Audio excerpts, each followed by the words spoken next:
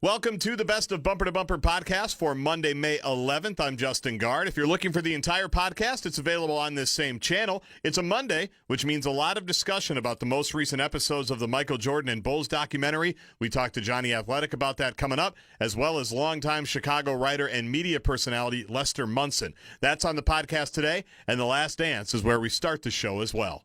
I mentioned off the top of the program that we are indeed the nicetization of sports leader.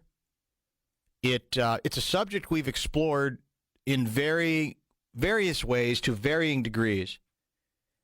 But today I think is a good day to just plunge right back into the deep end of it. Because we had parts 7 and 8 of the Jordan opus, the Last Dance, last night. And everybody's got their favorite bit out of it. Everybody's got their favorite soundbite out of it. Part of the reason this thing is such a smashing success is that, depending on what you're looking for and maybe even what you're surprised by, you can pull out so much stuff out of each one of these episodes or two episodes, whether you're talking about sound bites or anecdotes or underrated moments, etc. And a lot of people are fixating, understandably, on Jordan's blubbering late. Not just the blubbering with the trophy on the floor. No, it was with the ball. With the ball in the locker room. In the locker room, on the floor. Mm-hmm. But also the tears as he's trying to explain, defend, dare I say, who he is.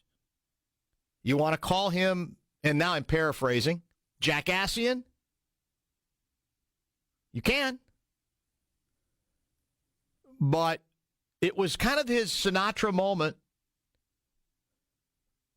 I did it my way. What's different about this from Sinatra singing the song I Did It My Way is Sinatra rarely blubbered for it. It was almost as if like Michael felt like he had somehow to feel guilty or has been made to feel guilty about the legendary stories about when he went off and cold-cocked Steve Kerr, bullied any number of other players, minions, general managers, etc. Which gets me to the nicetization issue. Did Jordan really need to explain himself? Have we reached a point? I guess I'd say, I think we're kind of frauds on this issue because, and I don't know that you're in this camp. I don't know how many people in our audience are in this camp, but there's this sense of, why can't you be nicer?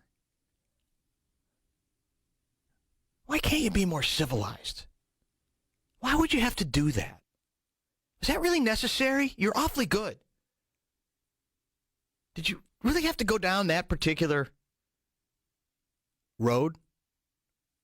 And yet here's the part where I think we're frauds. Even the people who are asking those questions, and maybe there's not as many people asking those questions as I think, but I think Jordan clearly thought there's a lot of people asking those questions because I think that's why the question elicited the response that it did. Here's where we're frauds. Those people are frauds. They kind of want it both ways.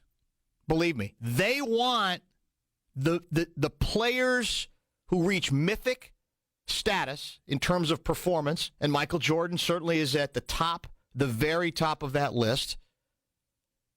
And I guess they also want, we've come too far for that. That's not really necessary. Grow up. What are you doing? We don't believe in bullying in 2020. And I'd say, I hate to break this to you, whether it's good or bad, we all certainly reveled in the excellence and reveled in the myth and reveled in all those memories. So now we're going to get bugged by, as we take a look at the way the sausage is made, that, there might have been a couple of unsightly moments. I blame your generation, or maybe even the generation younger than you. Yeah. Because I do think it kind of dovetails with what we were talking about, the AAU-itization of certainly basketball, where these guys, they don't even have time to despise one another or to need not liking one another to maintain the edge, a la what Larry Joe Bird had to say, or several others, Michael Jordan included. They've been pals no matter what team they ended up with since they were like 5. And so this is, to me, part of that same deal. Do we really think, in all honesty, that the story would be all that different with almost any, not all, but almost any accomplished athlete, and I dare say even coach? Would it really be that different? I don't think it would be. And yet there's still this feeling of he's got to kind of explain himself. I'm not offended to the extent that it's like, so he is. He admitted he screwed up with Kerr. He went way over the line. Yeah, apologized for it, allegedly. Mm-hmm. He apologized for smashing Daffy Duck in the face that one time, making the film. Called Daffy within minutes. Yeah. Is what somebody said on Twitter last night. It was one of the best tweets of the night. Got the number from Bill Murray, probably. Probably did. Who was in that movie. So what is the deal? Why is that? Why is that necessary? Why does everything have to be? Are we not big boys and girls? Why does everything have to be so nice? Oh, we want the guys who do it all and win at an unbelievable level, but do it the way we want them to do it too. Now, I'm not talking about cheating, by the way. I'm not talking about Belichicking it. I'm not talking about that stuff. I'm just talking about guys who are going to be jackasses at times, and that is part of how they become as good as they are. You could say, well, that's convenient because that gives people a license to be jackassian. Maybe that's true. Maybe there's times where Michael is fooling himself into thinking how far he really needed to go. But the fact of the matter is, that's on the front end. We're standing ovation. We're writing about him constantly. We can't get enough. Online, newspapers, radio, TV. Shoes and clothes. And now we're kind of wincing about this. Mm-hmm. What's wrong? Why are we like that? I don't know. And I wasn't looking for an explanation from Michael. I don't think he needed to give one. I don't either. And I actually think B.J. Armstrong gave a great, as a guy who found himself in the crosshairs after he left Chicago once, that I know we're going to play a little bit later. I thought B.J. had a great line that, was he a nice guy? How could he be? How can you achieve what he can achieve and go through what he went through to reach the heights that he did? B.J. believed, I don't think that was possible to have those two. But I don't think Michael had to explain it, but I loved the fact that he did, because I thought it was really interesting, especially in the second 3 titles, basically saying these guys, Steve Kerr and Bill Wennington, like they weren't around in 84, 85, 86. They didn't go through. They're coming here, and this is the Bulls. It's the greatest franchise in the history of sports right now, and they're living the dream. They're getting free whatever they want in Chicago. They're Even living though they the had life. nothing to do with it. And they just got here. I went to go play baseball. They roll in, and now they think they're part of this thing. They're not part of this thing. And they think it's going to be all duckies and bunnies. Yeah. Basically is what he said. It's just going to be all happy and so forth. And he's like, no. Now you're a part of something that, serious it up, man. Yeah. We're serious about this stuff around here. I don't have a problem with that. Now, he seemed to think that he did need to explain it. But that's what I don't understand. I think he's right. I think he is in a show of vulnerability, a rare show of vulnerability for Michael, that he has a feeling that that's sort of implied through all this and has been implied through all of this, that, isn't there a better way to do it?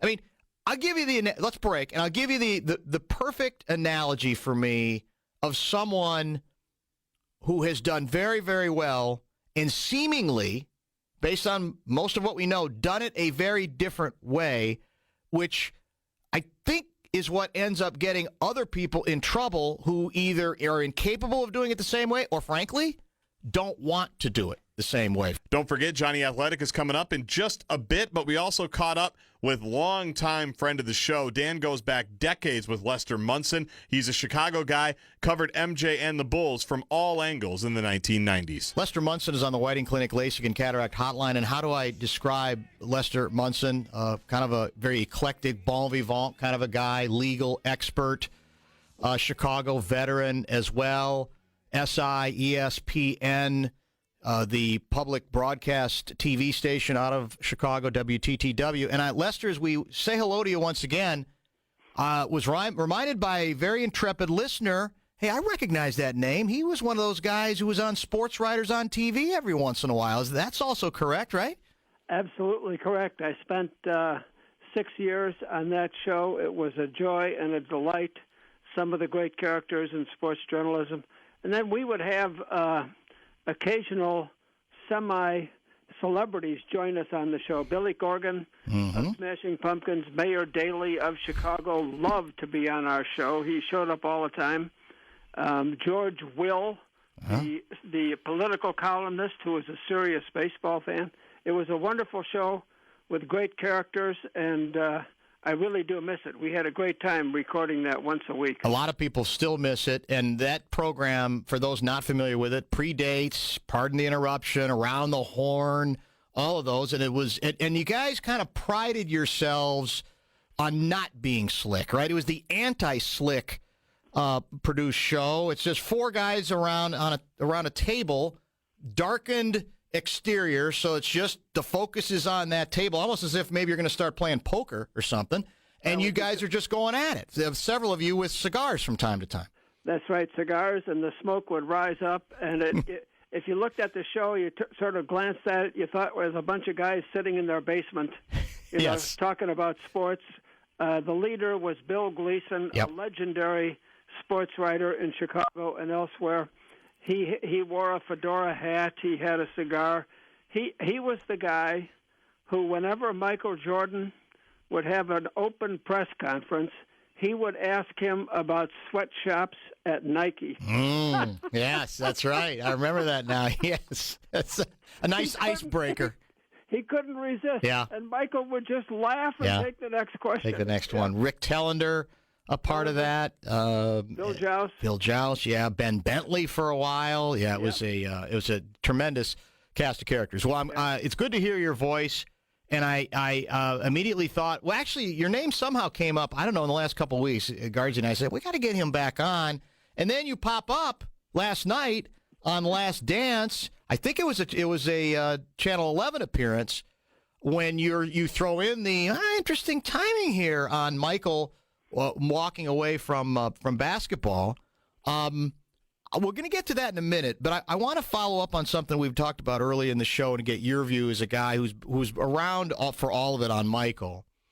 I complained earlier about what I classify as the nicetization of sports, that I found it kind of sad that Michael late last night finally showed this vulnerability where it almost seemed like he had to explain himself for the people who think he was too mean and too tough and too difficult, too challenging, whatever.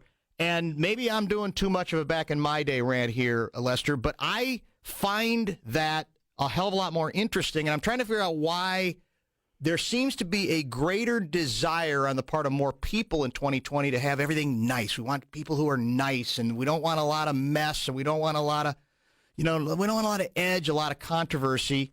A, do you agree? B, if you do, why do you think that might be? Well, one major factor is that Michael has control of this documentary.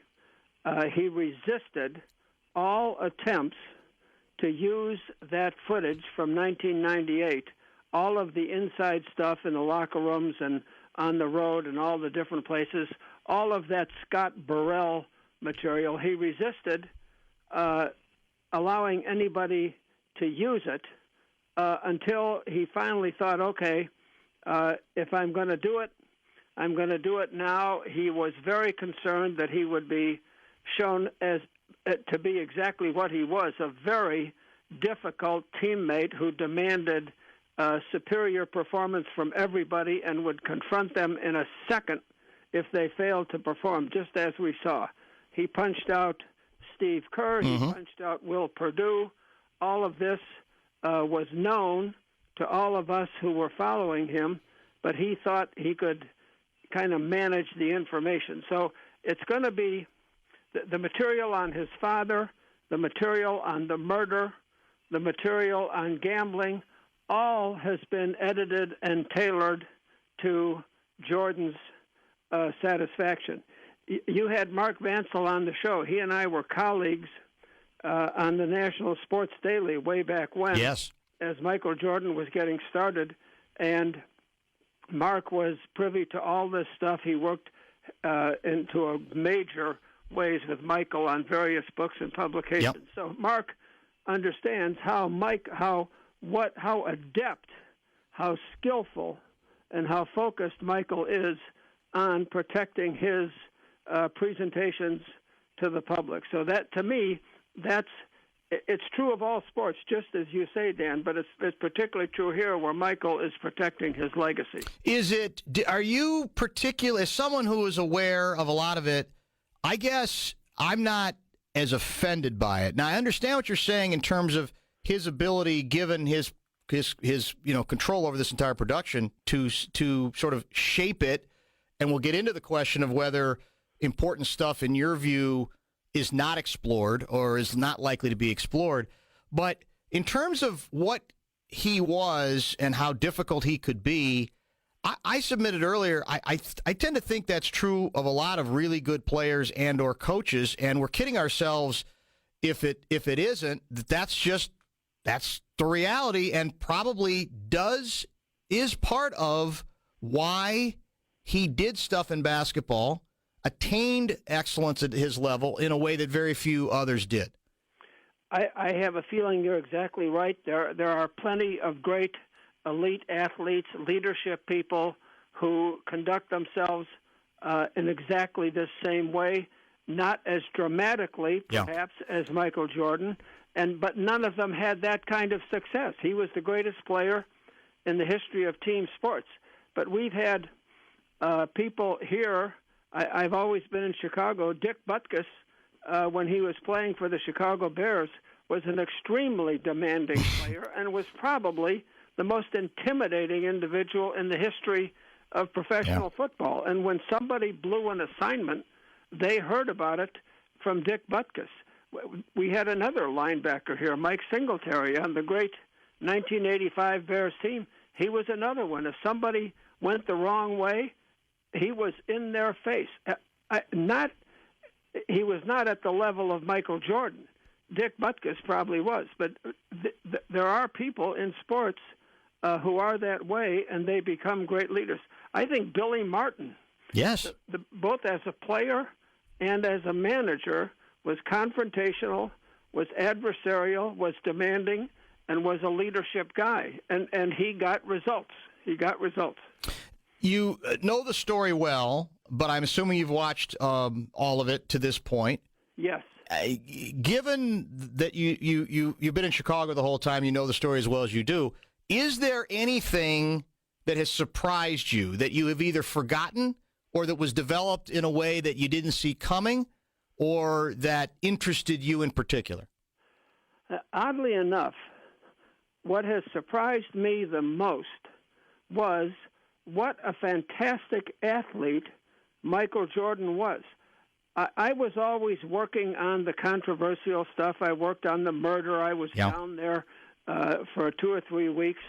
I worked on the gambling. I interviewed Richard Askinas, the guy that Michael lost $1.3 million to on the golf course in 2 days. I mean, I was always kind of working on the limited dark side of Michael Jordan. I saw him play many times, dozens of times, but I had really forgotten the way he could take over a game and just completely destroy a team and a defense in a matter of a couple of minutes. I mean, I always knew he was the greatest player, but it's been just a joy for me to see these highlights and to see the plays that he makes. And I must say, I also had forgotten how good Pippen was. Pippen, the incredible sidekick, top 50 player in the history of the league. Getting a look at him last night during the interregnum period of Michael Jordan, that was also a surprise. It's more, my memory was not so good than anything factually surprising, but it's been really fun to see what those guys can do. I think that's well put. As odd as it sounds, I think I said a couple weeks ago, I underrated Michael Jordan. I mean, because you do forget until you see the footage. You mentioned Pippen. Pippen had a chance last night to sort of correct the record and say, when I sat out the play in the playoff game that ultimately we won, when the guy, Phil, wanted to take the shot, made the shot, I blew it. I shouldn't have done it.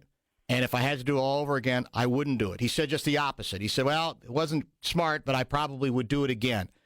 Interesting theory on this, because there are people who say, look, he didn't handle it well, but this was, you mentioned, he may be the most underrated player in basketball history. A marvelous talent who could do so many things, could actually run a team, I think, better than Michael, even though he was obviously not the same level scorer, could score, defend, etc.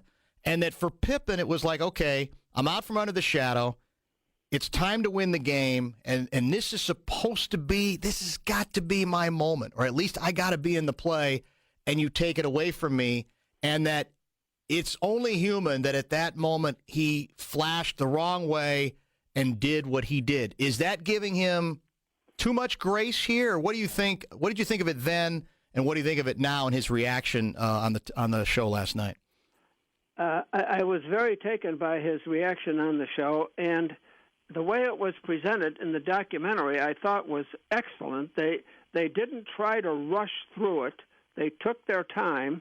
They spent probably 8 or 9 minutes on 1.8 seconds, and they laid it out for all of us. And when you see all of that, I think just as you suggest, you can see how he thought, wait a minute, this is my shot to take, and then he overreacted.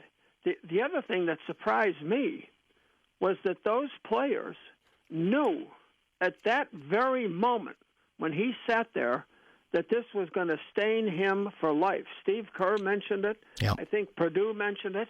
And for those guys to be that astute and to understand how terrible this was, I was really surprised at that. They won the game.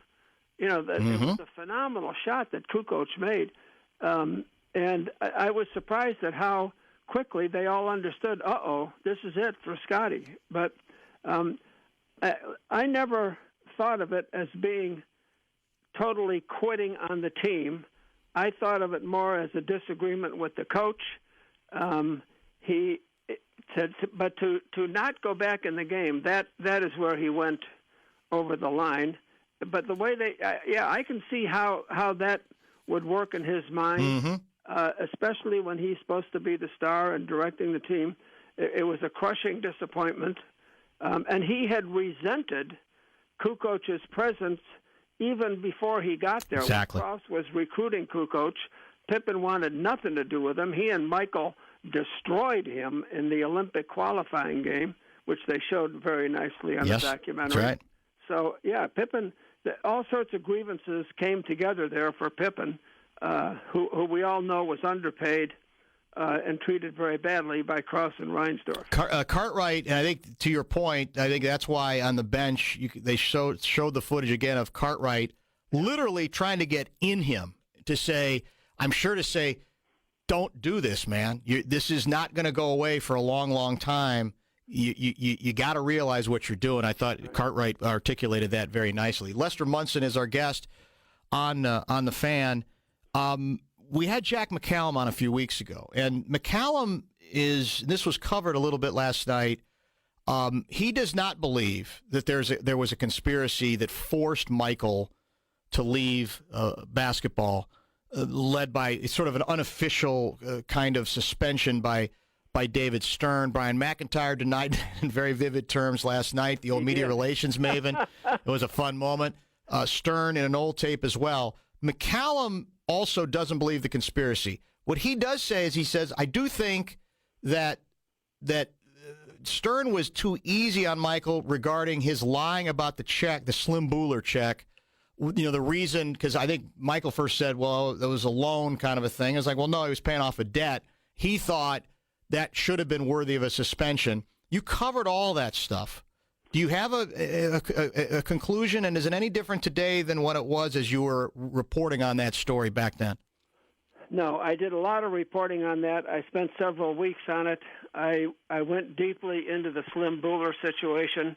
What they did not mention in the documentary was that those checks, and there were two, not one, those checks for $114,000, those checks were discovered at the scene of a murder of a drug dealer in that part of Carolina. Buller was an acquaintance of this guy. Somebody murdered him. They left him in his car. His briefcase had fallen open onto the turf below the car, and there were the checks. And I agree with Jack, my former colleague at SI and the best of all NBA writers. It's terrific. I agree with him that Stern swung and missed on the Buller situation. However, Jack and I have always disagreed.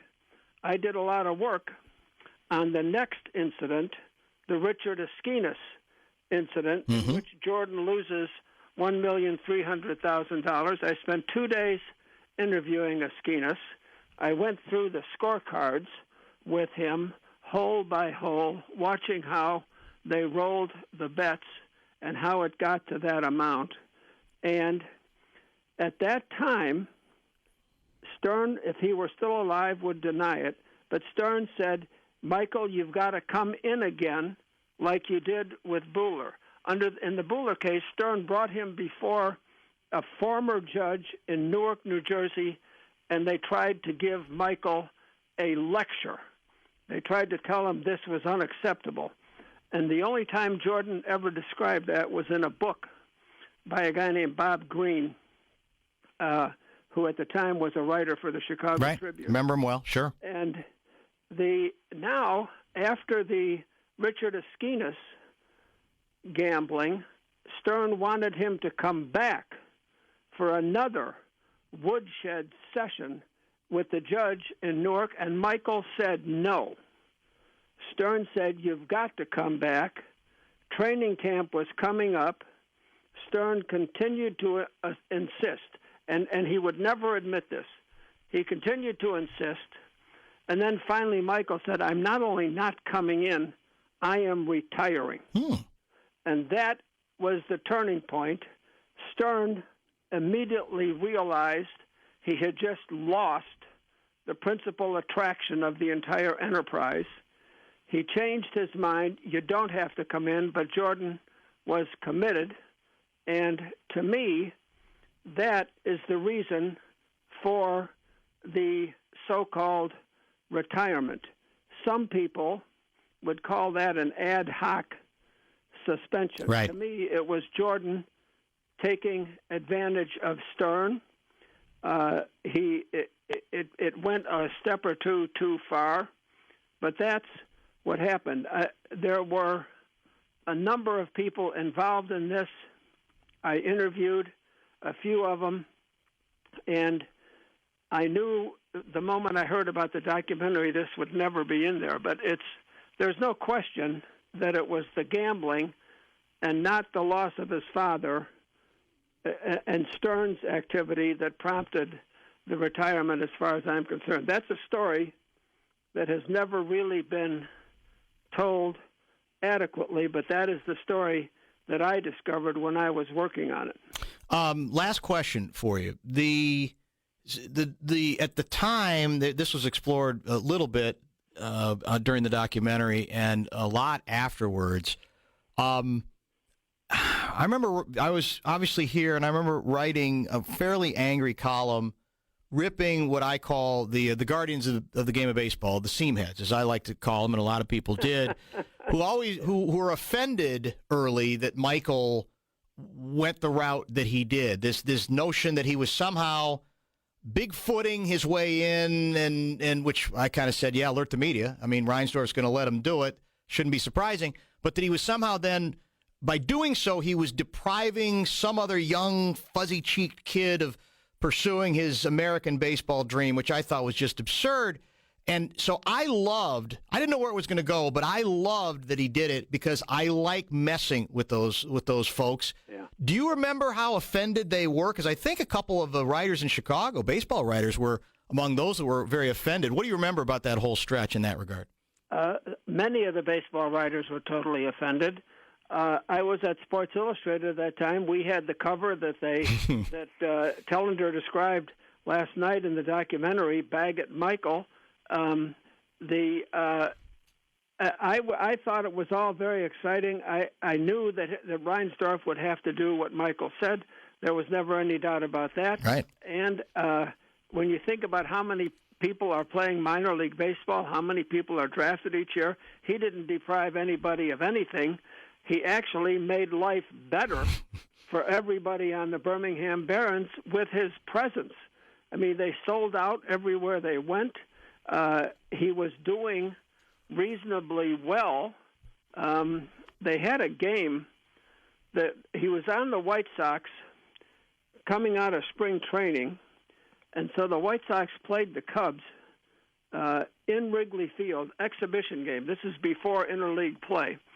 And they introduced all the players, and the largest ovation, of course, was to Michael Jordan. And I've got to tell you something, Dan. Nobody ever looked better in a baseball uniform than Michael. Yeah. He just looked great out there. And I consider myself a knowledgeable baseball fan. I have never seen anybody get from home to first faster than Michael did trying to run out a double play ball. And he could go back on a ball in right field. He heard the crack of the bat. He saw where it was going. He would turn and go back. He'd be in the right place. He was looking a lot like a baseball player. Now I know the curveball came along. Yes, but, yes.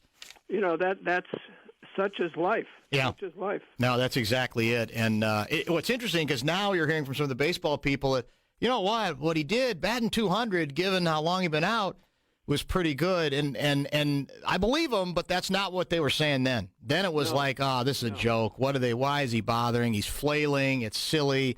It's just interesting how the memories have changed in that regard. Yeah. Last item for you. Update us on what you're up to. I know you're doing, do you do a weekly show on WTTW out of Chicago? No, I'm on there intermittently whenever they decide to call me, and I'm spending a lot of time. I'm the chairman of the Board of Trustees of the Hazelden Betty Ford Foundation.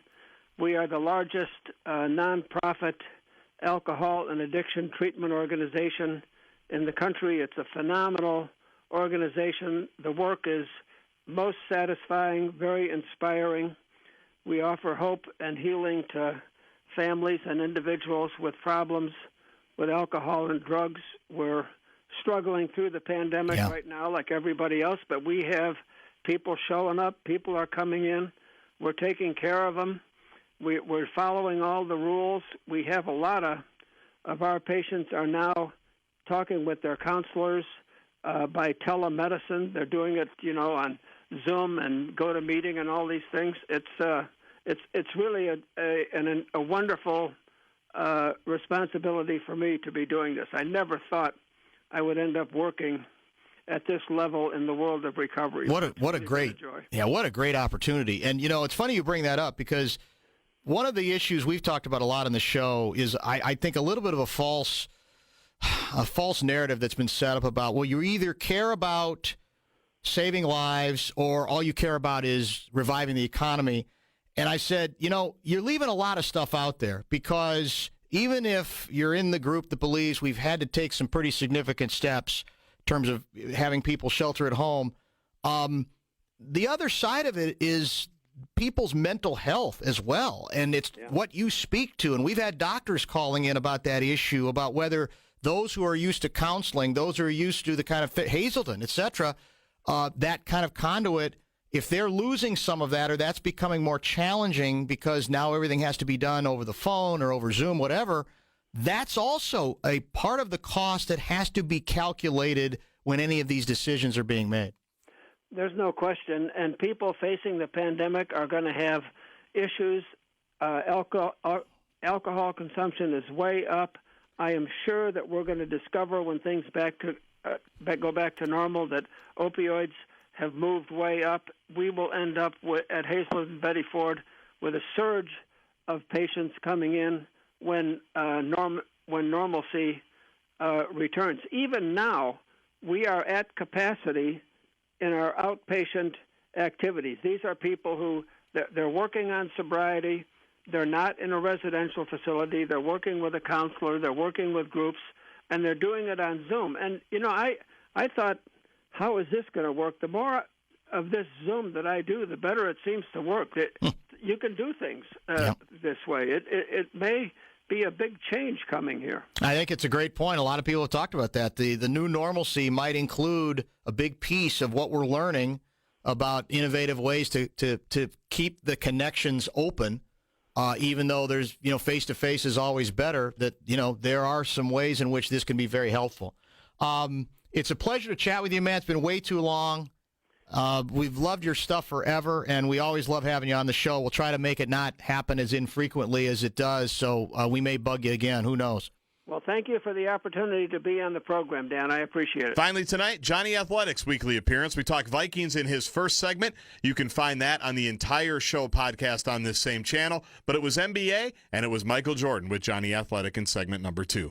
Jonny Athletic, what do you make of the story or the, I guess, quotes that leaked from the commissioner's, not a roundtable exactly, but a conversation he had with a number of NBA players suggesting we're in for the fight of our lives, fans are a thing of the past, and there's really no good way out of this box? Does that mean we think it's less likely than ever something's going to happen, or more likely that this idea of bringing everybody to one or two cities is going to happen? Well, I do think that what he was trying to do with that, Dan, is really kind of prepare the rank and file for drastic changes to the way they do their business for the foreseeable future. And that could mean, if they do the one or two city bubble city type of a thing, there may be some teams that are left out of it because they may be just a game or two out of the threshold that needs to be met to keep playing for a playoff spot, and it may not be fair. Or they may have to, if they want to play, they may have to start playing, and if a player contracts the virus while they're playing, they may have to just eliminate that team from things. These players should get used to the idea of not playing in front of fans for a very long time. And oh, by the way, we're losing a ton of money, and so we're probably going to ask you to give back some of your contract. We may have to liquidate the CBA and restart all of that.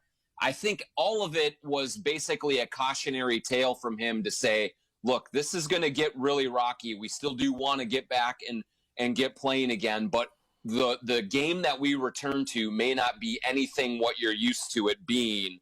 And so start preparing yourselves mentally for that. And your paychecks, as you said, It's interesting because we talked during the top 5 at 5, what it appears to already be as in contentious between owners and players in baseball. There's already signs that this thing's going to go right off the rails. You got that possibility in any of these sports that you're dealing with here where seasons are going to be shortened, or you're going to have to come up with these special formulas as well, which isn't, from a PR standpoint in this COVID-19 winter, going to play well with anybody. But in the end, people are going to go, well, we got to protect our backsides. We got to protect who we are. We can't get taken advantage of. So it's not a very pleasant prospect, right? That you could have, you could have CBA wars going on top of everything else. Yeah, and as you know, Dan, the players are particularly sensitive for this because, for whatever reason, whenever these labor disputes happen, even in the best of times, the players are always the ones who get raked over the coals from a public perception. And so if they were to enter into some sort of renegotiations of the CBA, if it's in the NBA, NFL, MLB, wherever, while millions and millions of people are out of work and don't have a job, and they are going to have, the owners will be able to exert a lot more leverage on the situation than even they normally do, because most people who are sitting at home either without a job or have had to give back money or all these things are thinking, man, you guys play sport for a living and you're getting millions of dollars. Just be thankful for what you have and get back on the court or on the field or whatever. And so that's a very precarious position for these athletes to start to think about, because we all do know that owners will try to take advantage of situations like this when that happens. And I think that there are plenty of players that are worried that that will happen, and that any kind of concessions that are made during this this COVID pandemic are going to be incredibly difficult to get back once we get back to quote unquote normal, whether that's in 6 months or 2 years or 5 years or whenever it is, that whatever ground they're giving up is going to be very, very difficult to get back. And so that's going to make for some very tense times here coming up. Jonny Athletic is our guest on The Fan. We spent a lot of time early in the show, first hour of the show, including a visit with Lester Munson out of Chicago, talking about parts 7 and 8, because 9 and 10 are next week, of The Last Dance.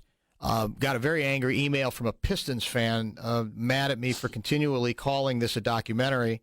And, to that point, Lester Munson, who was a very dogged reporter who covered a lot of the gambling scandal stuff and even the James Jordan murder story as well. At that time, I think for Sports Illustrated, he went on and did some work for ESPN as well. He's been based in Chicago forever. And I think it's fair. I think we may have talked about this, that the trade-off, the comments from Ken Burns saying, well, if you can't, it's not a documentary if the main character is the guy who's sort of behind the whole thing. And I was willing to give Jordan a pass on it, or at least the people involved in this film a pass, to the extent that certainly, given all the video, you needed that sort of, I guess you could say, cooperation to unleash all that stuff. But on the more controversial items, which obviously would start with the gambling stuff, I get Burns' point on that. And that's part of Lester's concern, is a belief that you're not really going to, you may be getting a lot of the story, but it's harder to trust it given Jordan's fingerprints are all over this thing. What do you make of that aspect of this documentary, as I think entertaining and as informative as I've found it on a number of different levels in terms of revealing Michael's personality and his greatness? I don't think we know necessarily that we're getting to the bottom of the gambling stuff. Yeah, I think that as this thing has gone on, Dan, I've started to change my view of it a little bit in terms of what I'm taking this for now is entertainment and really a glimpse and an opportunity to essentially sit in a room with Jordan, right, and get his view of his life, his career, and how that goes. And I know that that is a rare opportunity, and I am finding it completely enthralling and incredibly compelling just to be able to see him really react to things, to give his side of whatever story it is. And I love it. I'll watch it again for sure, because it's just been so incredibly entertaining. But I do also understand that this is absolutely coming from the Jordan point of view. Now, especially with the gambling situation, where in the on Sunday night, a lot of it was raking, the media for jumping to conclusions, right, on, hey, the death and all those things. And, that was certainly, I was very young then. And so I didn't live with a kind of critical eye during that period. But as I looked back on it and read some of the coverage and things, I can see some points for Jordan. I agree. can see where he's really upset Yes. with how this was characterized. And so I think some of it may have been fair, and I may even agree with some of the perspective. But it also is definitely just from his perspective. We didn't hear from anybody from Sports Illustrated defending themselves over the baseball cover, or we didn't hear from any of the writers of those gambling pieces kind of saying, no, these were the dots that I was connecting, right. And you didn't exactly have to jump through a bunch of hoops to make this happen. Here's why I did it. So it wasn't incredibly balanced at all. But yeah, so you do have to view it as this is coming from absolutely one perspective of it, and there may be some stuff being left out while that's happening. There's been revisionist history revealed again last night as it pertains to Michael going down the baseball road. Michael said he did it because he wanted to do it, and he was tired of the other stuff. Lester Munson is in the group that believes, he thinks there was a little bit more to it than that. He didn't think it was a flat-out suspension, but he believes the Esquinas stuff there wasn't enough about that, and that's the other part of the story that needed to be explored. Whatever the reason was, he did it. And I am old enough to remember what the media reaction was among the seam heads, among baseball insiders, and they were revolted. They were insulted. They were repulsed. They they fell all over themselves in hammering it.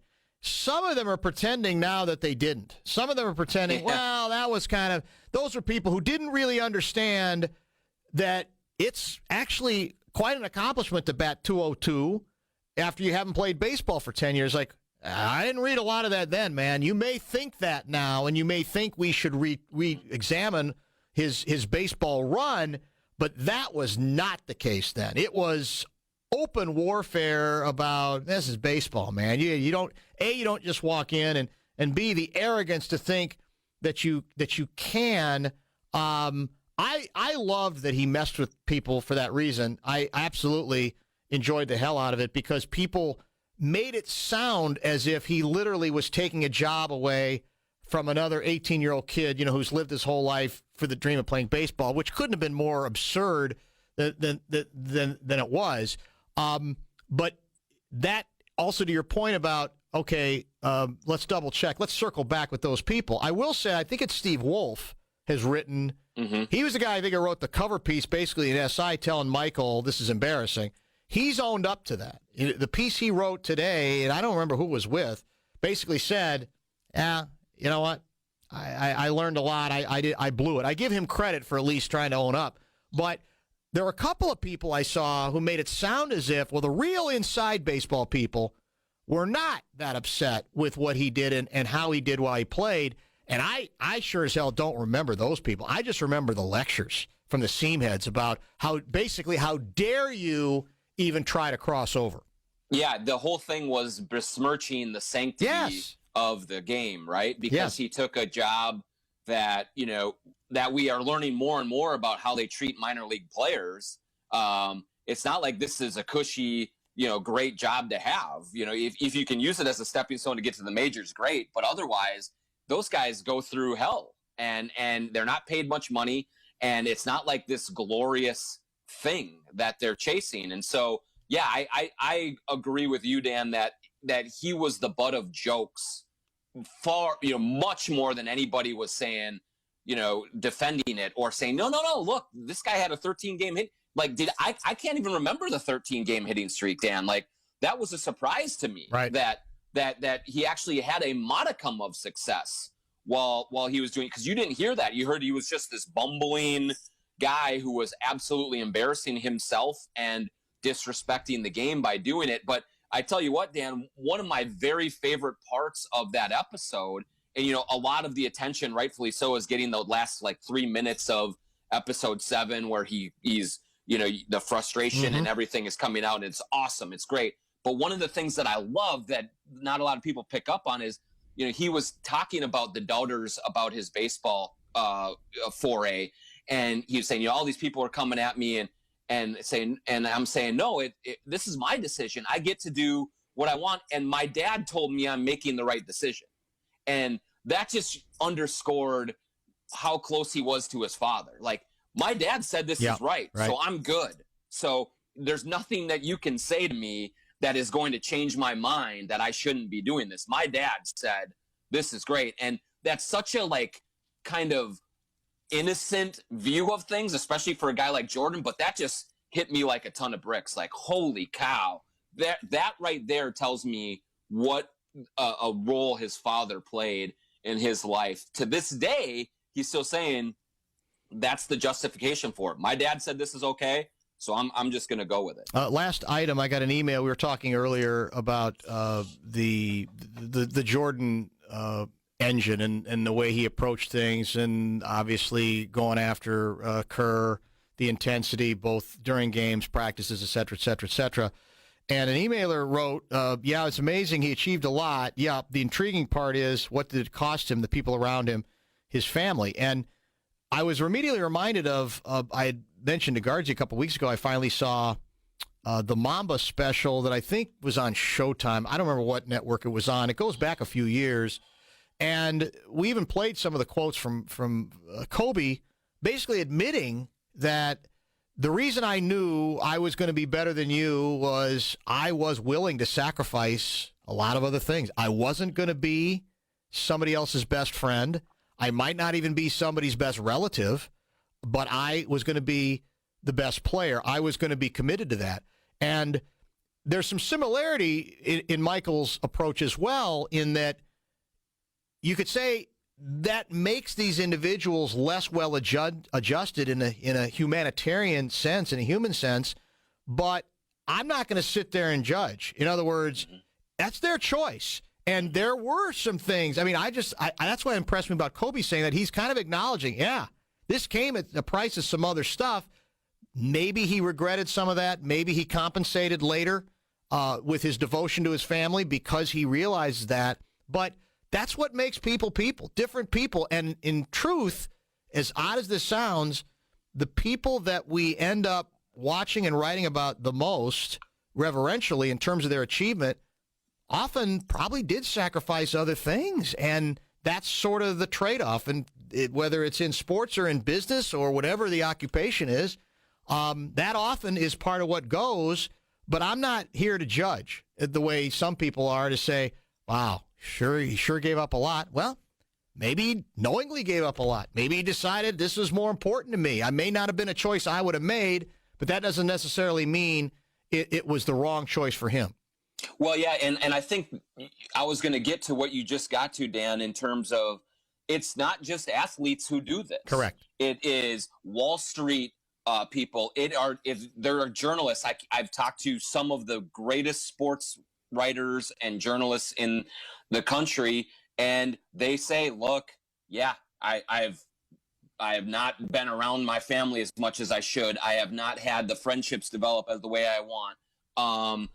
Pick anything, musician, artist, all of these things, the truly transcendent athletes, people in any profession, definitely put that, whatever they're doing, on this pedestal that nothing else in their life reaches. I mean, there's exceptions to every rule, but a lot of these people do that, and that is their choice. Now, maybe years later, when they're on their deathbeds, they will say, I spent too much time at work. I spent too much time playing the violin. I spent too much time making calls to get sources to break this story, whatever it is. They may regret that. Long later in life, after it's all kind of coming down and it's coming in perspective. But in the moment, yeah, they choose that. And it is a choice, and you can choose to hang out with your buddies on a Friday night or go to the gym. And there is a maniacal competitiveness to a lot of the truly elite greats in any profession that is just different from others, that they're willing to sacrifice things that others aren't. And it doesn't make it right, and it doesn't make it wrong. Yeah. It's just what they decide to do. And that's clearly what Jordan did. And there's a million other examples like that. And so I don't think that that should even be really viewed as No. unique in his No. in his situation. No, I mean, and again, the contradiction is probably the people who are the best adjusted often are going to be less interesting in a sports sense. It doesn't have to be that way, but it often is. And the ones that have that tunnel vision sometimes end up, that's part of the reason they end up being as mythic as they do. It's just, I think it's the way of the world. All right, on that note, we'll let you go. I appreciate the time as always. We'll chat next week. All right, thanks, Dan. Thank you, Johnny. That's Jonny Athletic. Jonny Athletic wraps up the Best of Bumper to Bumper podcast for Monday, May 11th. On Tuesday's show, we continue our Legends with Lou Nanne series. Louis will be joined by his childhood friend, Phil Esposito. We call Louis Luigi. Why? Because Phil Esposito calls him Luigi. So since we had him on a handful of years ago to talk Wild and Blackhawks, that's what we call Louis. We call him Luigi. They're going to join tomorrow at 5:15. Thanks for finding us on the Best of Bumper to Bumper podcast. Don't forget the entire show is also podcastable on this same channel. Rate us, subscribe to us, find us on your iHeartRadio app. Stay safe, everybody. We'll talk to you Tuesday on Bumper to Bumper.